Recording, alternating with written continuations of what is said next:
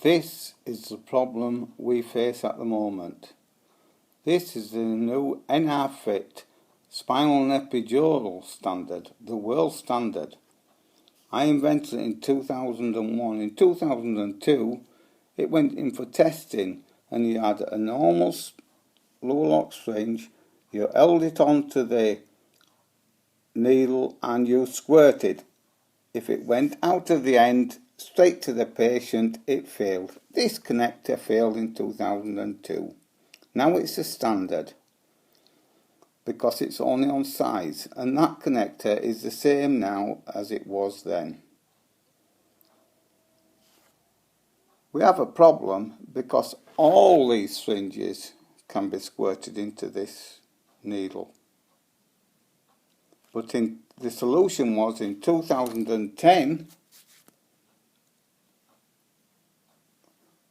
this is the same connector, but it's got safety features that we developed from 2002 to 2010. It passed all its clinical trials, and you could put a normal syringe on it and you couldn't squirt it through to the patient.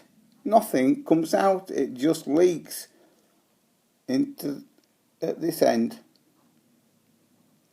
so it doesn't get to the patient. Fully safe. So none of these syringes would fit the Neurax NRFit, but this one does, the new standard.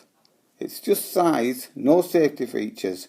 This is what's going to be launched and come to your hospital in the next few months, because the manufacturers have ignored this problem. They are just going with the basic size standard.